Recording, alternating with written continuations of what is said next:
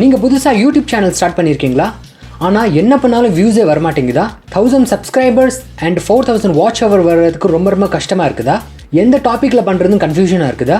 நான் எல்லா ட்ரிக்கும் ட்ரை பண்ணிட்டேன், பட் இருந்தாலும் எனக்கு வந்து வியூஸே வர மாட்டேங்குது. நான் என்ன பண்ணுறது? என்னோட சேனலே க்ரோ ஆக மாட்டேக்கு அப்படி நீங்கள் நினச்சிங்க அப்படின்னா ஸோ இந்த வீடியோ உங்களுக்காக தான், சரிங்களா? ஸோ வாங்க, நான் சந்தோஷம். இன்றைக்கி நான் உங்களுக்கு யூடியூப்பில் ரொம்ப ஃபாஸ்ட்டாக 1000 சப்ஸ்கிரைபர்ஸும் அண்ட் 4000 வாட்ச் ஹவர்ஸும் கம்ப்ளீட் பண்ணுறது அப்படிங்கிற எல்லா டீட்டெயில்ஸும் நான் உங்களுக்கு சொல்ல போகிறேன். அதுக்கு உண்டான reasons and tips and tricks எல்லாமே நான் உங்களுக்கு சொல்ல போகிறேன். ஸோ வாங்க வீடியோக்குள்ளே போகலாம். ஸோ நான் சொல்ல போகிற இந்த ஸ்ட்ராட்டஜி எல்லாமே என்னோட யூடியூப் சேனலுக்கு நான் அப்ளை பண்ணது. ஸோ அந்த விஷயத்தை தான் உங்களுக்கு நான் சொல்ல போகிறேன். ஸோ அதனால் நல்லா கவனமாக கேளுங்க, சரிங்களா? சரி, இப்போ ஃபர்ஸ்ட் பாயிண்ட் என்ன அப்படின்னா, யுவர் இன்ட்ரெஸ்டிங் டாபிக்ஸ். அதாவது இன்ட்ரெஸ்டிங் டாபிக்ஸ்னால் நீங்கள் வந்து நினைக்கலாம், உங்களுக்கு வந்து ஒரு குக்கிங்கில் இன்ட்ரெஸ்ட் இருக்குதுன்னு வச்சுக்கோங்களேன், குக்கிங்கில் நீங்கள் வந்து ஸ்டார்ட் பண்ணலாம். இல்லை உங்களுக்கு வந்து டெக்னாலஜி இன்ட்ரெஸ்ட் இருக்குன்னா டெக்னாலஜி ஸ்டார்ட் பண்ணலாம்.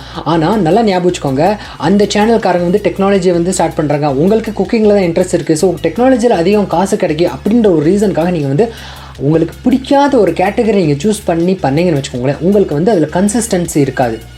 குறிப்பிட்ட ஒரு மாதம் 2 மாதம் போடுவீங்க, உங்களுக்கு கண்டென்ட் கிடைக்காது, நாலேஜ் இருக்காது. ஸோ உங்களுக்கு வந்து போர் அடிச்சிடும். ஸோ ரொம்ப ரொம்ப கஷ்டம்.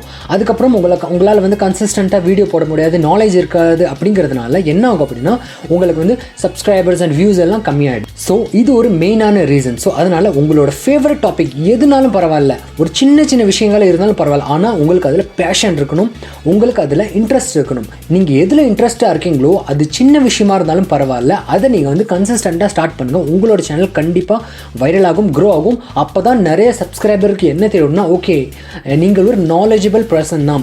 ஸோ அதனால் உங்களோட வீடியோவுக்கு கண்டினியூஸாக அவங்க வந்து ஃபுல்லாக வாட்ச் பண்ணுவாங்க. ஃபுல்லாக வாட்ச் பண்ண என்ன ஆகும், உங்களோட வீடியோ வந்து யூடியூப் ரெக்கமெண்டேஷனுக்கு அடிக்கடி போகும். ஸோ அதில் நிறைய வியூஸ் உங்களுக்கு கிடைக்கும், சரிங்களா? ஸோ இது வந்து ஃபர்ஸ்ட் பாயிண்ட், நல்லா ஞாபகம் வச்சுக்கோங்க. உங்களுக்கு பிடிச்ச டாபிக் மட்டும் தான் நீங்கள் பண்ணணும், பிடிக்காத டாபிக் எதுவும் பண்ணிடாது. செகண்ட் பாயிண்ட் என்ன அப்படின்னா, டெய்லி 2 வீடியோஸ்.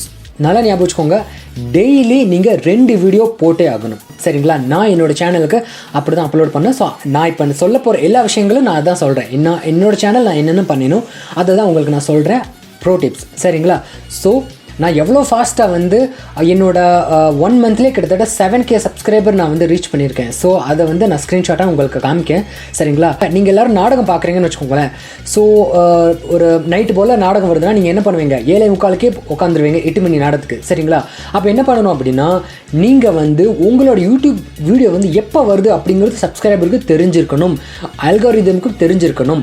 ஸோ கன்சிஸ்டண்ட்டாக நீங்கள் வீடியோ போடும்போது என்ன ஆகும் அப்படின்னா, யூடியூப் அல்காரிதம் வந்து ஓகே இவங்க வந்து கன்சிஸ்டண்ட்டாக வீடியோ போடுறாங்க, ஸோ அதனால இவங்களோட வீடியோ வந்து ரெக்கமெண்டேஷன் கொண்டு வரலாம் அப்படின்னு சொல்லி யூடியூபோட அல்காரிதம் வந்து திங்க் பண்ணும். ஸோ உங்களோட வீடியோ வந்து ரெக்கமெண்டட் வீடியோஸில் அடிக்கடி போகிறதுக்கு நிறைய சான்சஸ் இருக்குது, அடிக்கடி போகும். ஸோ அந்த மாதிரி டைமில் குக்கிங் சேனலாக நீங்கள் ஸ்டார்ட் பண்ணி வச்சுக்கோங்களேன். குக்கிங் சேனல் எத்தனை சப்ஸ்கிரைபர், மற்ற எல்லா சேனலும் குக்கிங் சப்ஸ்கிரைபர்ஸும் இருப்பாங்க. ஸோ அவங்க எல்லாருக்குமே உங்களோட வீடியோ போகும். ஸோ அவங்க எல்லாருக்கும் உங்களோட வீடியோ போன உடனே ஆட்டோமேட்டிக்காக அவங்க உங்களோட வீடியோ வந்து வாட்ச் பண்ண ஆரம்பிச்சிடுவாங்க. ஸோ நல்லா ஞாபகம் வச்சுக்கோங்க, டெய்லி 2 வீடியோஸ், சரிங்களா? நாடகம் மாதிரி ஞாபகம் வச்சுக்கணும். சப்ஸ்கிரைபருக்கு ஒரு 10 சப்ஸ்கிரைபர், 100 சப்ஸ்கிரைபர், 200, 300 சப்ஸ்கிரைபர் இருந்தாலும் பரவாயில்ல, ஆனால் அவங்களுக்கு நீங்கள் வந்து ரொம்ப ஜென்யூனாக இருக்கணும். இன்றைக்கி நைட்டு வந்து 8 மணிக்கு உங்களோட வீடியோ கண்டிப்பாக வந்துரும்ப்பா, காலையில் 9 மணிக்கு உங்கள் வீடியோ கண்டிப்பாக வந்துருப்பா அப்படின்னு சொல்லிட்டு அவங்க வந்து என்ன பண்ணுவாங்கன்னா 8:50க்கு 8:55க்கு உங்களோட வீடியோ பார்க்குறதுக்கு ரெடியாக இருந்துடும். இன்னொரு விஷயம் என்ன, நீங்கள் வந்து சில்ட்ரன் கேர் பற்றி இல்லை வந்து குக்கிங் பற்றி போடும் போதோ மோஸ்ட்லி ஹவுஸ் ஒய்ஃப்ஸ் வந்து எப்போ ஃப்ரீயாக இருப்பாங்கன்னா, காலையில் டைமில் ஃப்ரீயாக இருக்க மாட்டாங்க. காலையில் அவங்களுக்கு வந்து ஏகப்பட்ட ஒர்க் இருக்கும், சரிங்களா? அவங்க எப்போ ஃப்ரீயாக இருப்பாங்கன்னா, மத்தியானம் அந்த 1 to 3 அந்த டைமில் ஃப்ரீயாக இருப்பாங்க. அப்போ தான் அவங்க மொபைல் எடுத்து ரிலாக்ஸாக ஏதாவது பார்ப்பாங்க.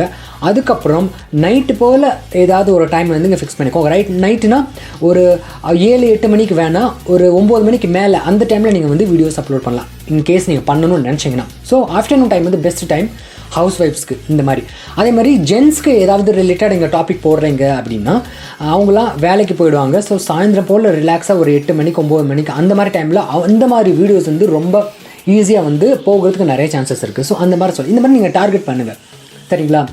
அதே மாதிரி காமெடி வீடியோஸ் அந்த மாதிரி நீங்கள் போடணும்னு நினச்சிங்கன்னா நீங்கள் வந்து டார்கெட் பண்ண வேண்டியது யங்ஸ்டர்ஸ். ஸோ யங்ஸ்டர்ஸ்க்கு எப்போ போனால் போகலாம், இப்போ எல்லாருமே வீட்டில் தான் இருக்காங்க. ஸோ அது ஒன்றும் பிரச்சனை கிடையாது, ஓகேவா? ஸோ இந்த மாதிரி நீங்கள் வந்து டார்கெட் பண்ணி நீங்கள் வந்து கொஞ்சம் நீங்கள் யோசிச்சாலும் உங்களுக்கு தெரிஞ்சிடும். சரிங்களா?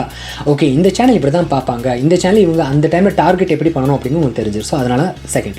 மூணாவது பாயிண்ட் என்ன அப்படின்னா, உங்களோட வீடியோ வந்து 10 நிமிஷத்துக்கு மேலே இருக்கணும். அட்லீஸ்ட் இல்லை அப்படின்னா குறைஞ்சது 8 நிமிஷத்துக்கு மேலாவது இருக்கணும்.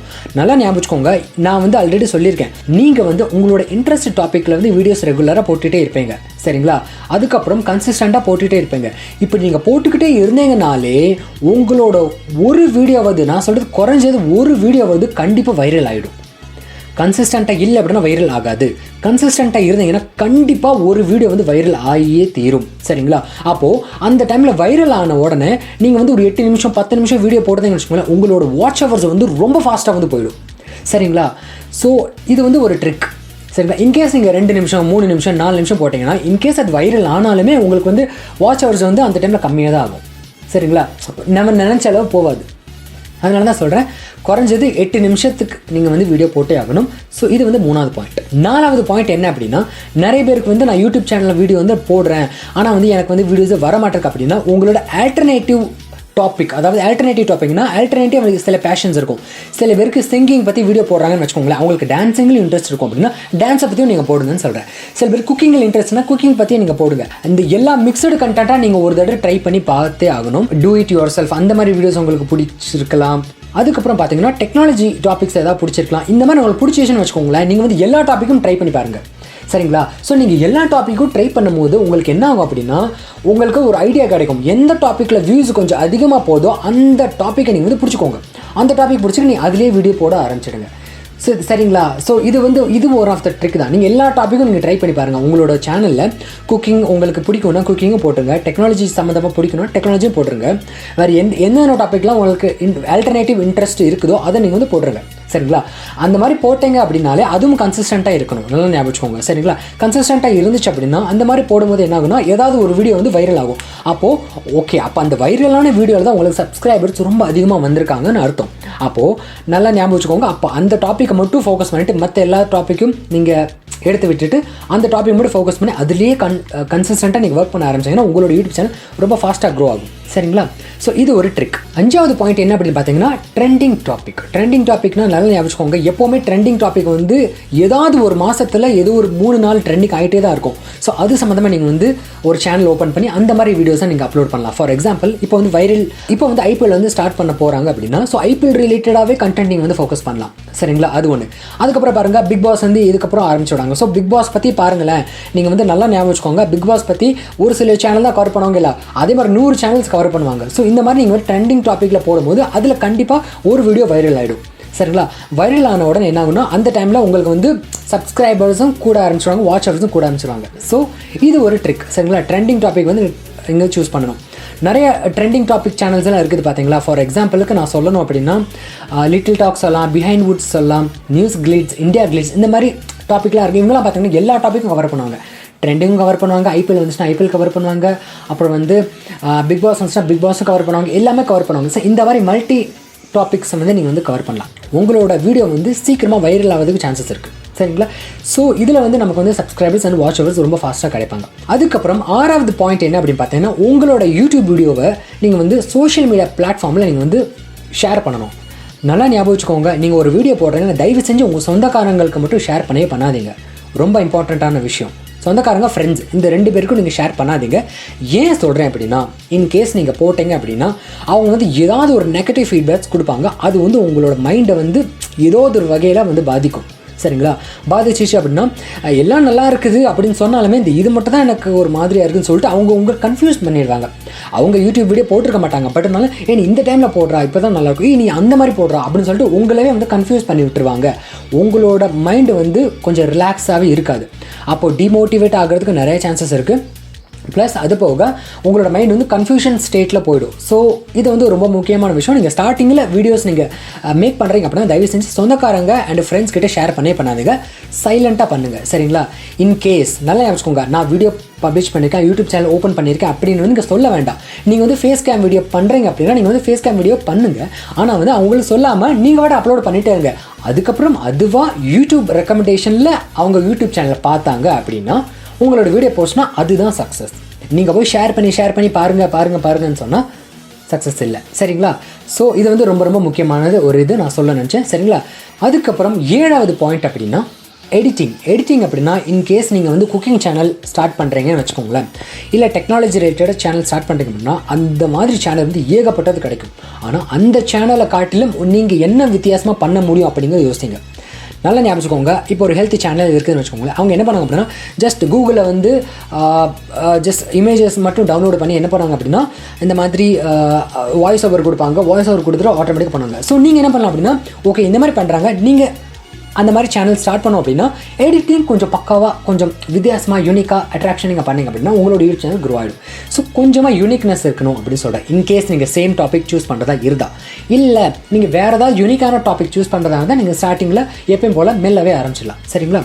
அதுக்கப்புறம் 8வது பாயிண்ட் என்ன அப்படின்னா யூடியூப் எஸ்இஓங்கிறது ரொம்ப ரொம்ப இம்பார்ட்டன்ட். நல்லா ஞாபகம், பிளாகுக்கு மட்டும்தான் எஸ்இஓ இருக்குது அப்படின்னு கிடையாது, யூடியூப் எஸ்இஓ இருக்குது.